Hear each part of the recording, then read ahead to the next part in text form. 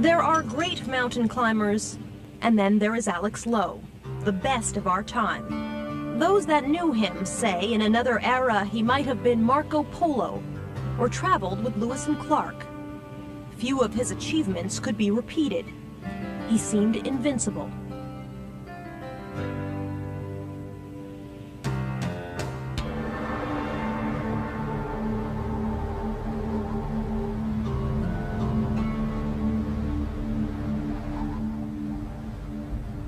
To picture an avalanche coming from 6,000 feet up and a couple hundred yards across is awe-inspiring.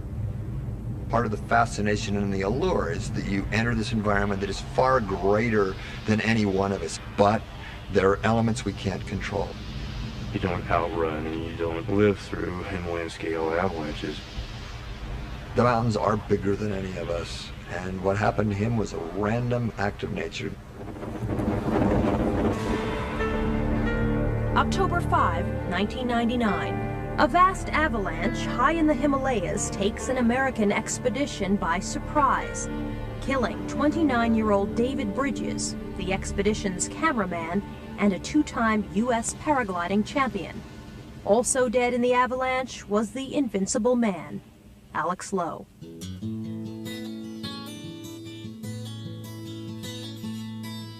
It was an immediate sense of like a wall coming up of, oh my God, I know that's not true. My first reaction was that I wasn't surprised. I knew the likelihood of having to deal with this event someday. I don't think I could say the very words that I said when I heard the news. Did I think it was going to happen in the sense that I, was sure he was going to get killed? No. But did I think about ever having to deal with this? Yeah. He was zooming towards the future, so full of energy, and so it's hard to imagine he's not coming back. By age 40, Lowe had climbed mountains in every corner of the globe. The more rugged and brutal, the better. He did Everest twice. In Wyoming's Tetons, he crossed 7 peaks in less than 9 hours. He blazed new routes through mountains from the Himalayas to Peru. So many ascents, he no longer kept count.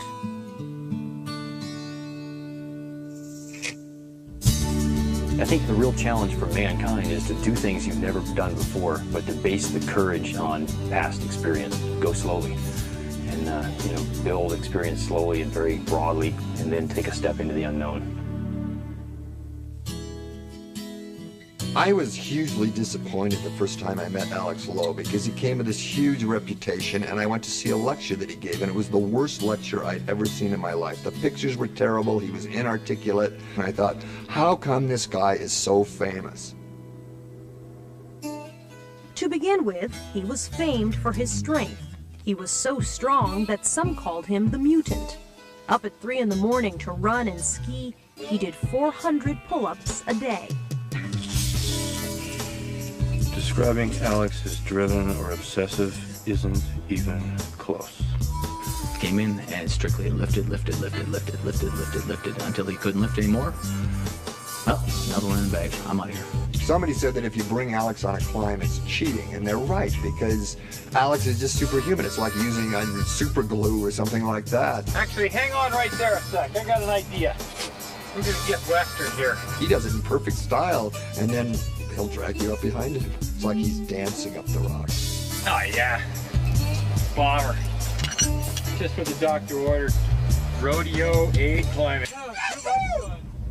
But it is not triumph that tests true character. It is adversity. June 9, 1995, Mount McKinley, Alaska. A storm traps 2 Spanish climbers high on the mountain. An Army helicopter takes off on a rescue mission. It carries Alex Lowe, Scott Bakkies, and Mark Twight. To reach the climbers, the chopper must touch down at a higher altitude than ever before, more than 19,000 feet. Alex, Scott, and Mark must ascend a wall of ice and snow to reach the stranded climbers, now trapped on a narrow ledge. The guy was just sitting there waiting for the angels. The temperatures were about 40 degrees below zero or so. And when Alex had discovered this guy, had these mittens that didn't fit, and his hands were all frostbitten. Alex gave him his mittens. And I remember the sinking feeling when he finally fell down and just started writhing. And I think we actually said something out loud like, this guy's not going to make it.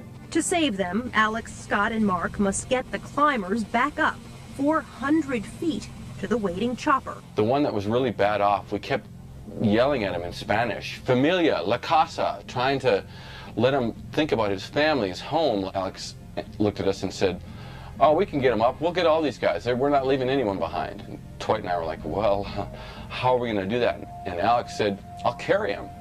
A photograph captures Alex working his way up the mountain with a frozen, injured climber on his back. Alex just carried this guy, and it was one of the most amazing things I've ever seen. I mean, you know, we were kind of counting on, okay, they're going to collapse and we'll tie the hook to their harnesses and drag them along the snow, you know, whatever it takes. It never occurred to us that, you know, some human being was strong enough to actually pick this guy up at this point and carry him. They finally reach the helicopter and get the two men on board. Alex is just a notch above, doing stuff that basically no one else could do. You know, he's the guy who comes along once every 100 years and sort of shakes things up. When the going got tough, you wanted Alex around. But even he had limits. I don't see myself as a risk taker. I see myself as a risk controller. And basically, I like to go out and put myself into potentially risky situations, but in a very conservative and cautious manner. He was driven by challenge. When you remove all the risk and you remove all the challenge, and you remove all the challenge, I think you wither on the vine. His growing fame followed him home to Bozeman, Montana. Around here, Alex was a celebrity, often admired from afar. There goes Alex. There goes Alex Lowe. That's Alex Lowe. The town of Bozeman holds Alex in awe. I mean, but he's the kind of guy that you meet at the post office. Lowe was lucky. With the help of corporate sponsors, he made his living doing what he loved most. But it came at a personal cost. Max and Sam and Isaac, they go everywhere with me. I think they're colder than we are now. I know. Because this was the day I left day before I left Bozeman. Christmas Day, I brought a little Santa Claus hat, and Alex's family sent all these little presents for Alex from home, and cute little notes, and we brought a Christmas tree. Merry Christmas, Dad. We're all thinking of you on this special day and missing you. We send our love with this card. And everything in life is sort of a give and take situation. It's a compromise, and you know, I pay a price. My family pays a price for what I do, and yet we know the price we're paying, and we are willing to do it. One thing I can tell you is he loved his kids, and he loved Jenny. Even though he struggled with how to spend more time at home, he did the best he could. And it wasn't as though he was oblivious or he didn't want to think about it. He wrestled with it constantly. I relate to the difficulties Alex had balancing his family with his passion, and yet they were both passions for him. People ask, why do they climb? And I think that if you're as great as Alex was, you just have no choice. You have to. In the end, on his last ascent, climbing took him forever. I'll bet 5 seconds before that avalanche cracked loose, Alex was just, this is so wonderful. I'm out here, I'm alive, and look at this magnificent landscape, and I'm here with two great friends, and my other friends are over there. Life couldn't be better. Boom. And it was over. You know, we're men, we're macho, we're tough. We barely are able, you know, after our 30s to tell each other we love each other, much less say, hey man, you know, you're a hero to me, and I've learned a lot. I think, you know, if we'd all, you know, lived a little bit longer, it might have been said later, but. There is something sacred and something spiritual about what Alex did.